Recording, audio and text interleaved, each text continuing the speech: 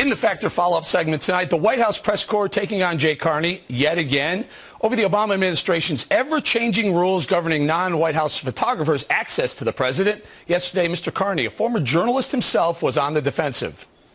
I will not live to see the day, and neither will you, when independent journalists who cover the White House will say, you know what, I got all the access I wanted today or this week or that month. It's not going to happen.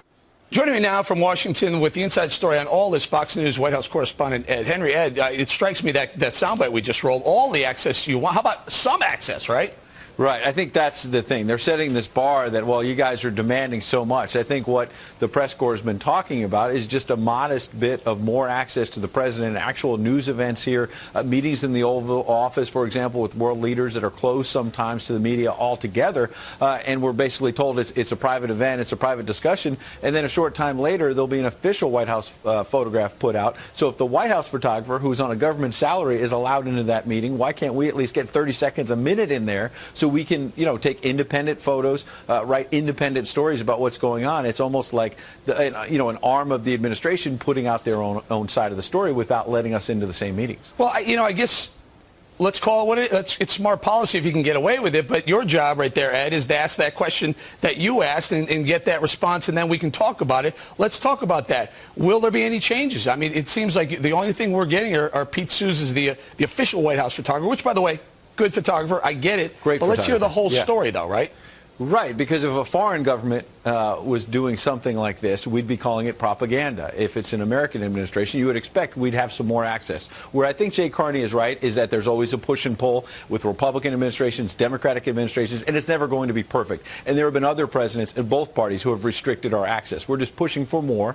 And I think, to answer your question, there will be some changes because I think the White House is feeling the pressure. And I think from the president on down, they realize the reason why this matters, some people think it's just this little distraction. People are whining and complaining. No, this is history. We're trying to get access to the President of the United States doing his job. We deserve at least some of that access. We're not going to get all. We know that. But I do think they'll make some changes because the bottom line here is this is a president who talked about historic openness and transparency, more transparent than any other administration in history. That puts a special burden on him to provide a bit more access. You're being generous. You say this is history, but it also is the debate. When you have independent photographers taking pictures of the president doing certain things, some of them are clumsy, and if they're not allowing that to get out there, you're curving the debate in the way you want to make sure it gets out there. Independent images might catch a moment that the administration doesn't want to put out there, but if it's only images being put out by a government-paid photographer, you're of course going to get the president in the most flattering light possible. And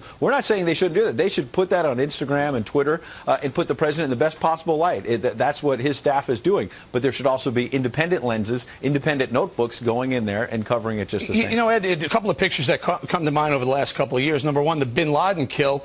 The way I understand it, I could be wrong, it was kind of staged. They were waiting for that picture to be taken at some point. That one, and the other one where President Obama is standing. He's got one foot up on a desk, on a table, and he's pointing. And it's a very, almost like I'm the commander type picture. It doesn't. They seem staged to me. Am I wrong?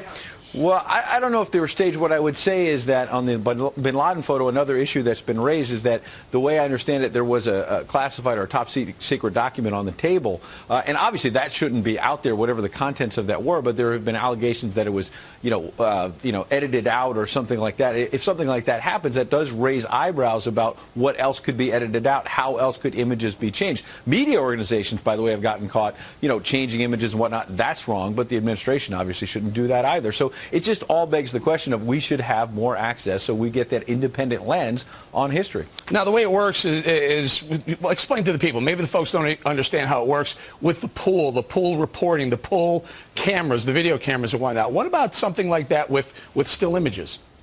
Right. So it's not just still images. It's our video cameras as well to get into these events. And what happens is you have a pool of about 13 or 14 reporters between still photographers, video journalists, reporters from newspapers and the wires that sort of represent the broader press corps. They're the folks who get access to the president's meetings in the Oval Office and whatnot. And these are, again, it might be a meeting with the world leader. It might be a meeting, with his, gun control task force or something. And these are the great issues of the day, immigration reform, whatever it may be. We want access to those news events. Again, again, there have been other presidents who have restricted access. We've pushed back and then maybe gotten more access. If we're being restricted now, we're going to push back again. All right, we're going to leave it there, Ed. Great stuff. Appreciate your time tonight.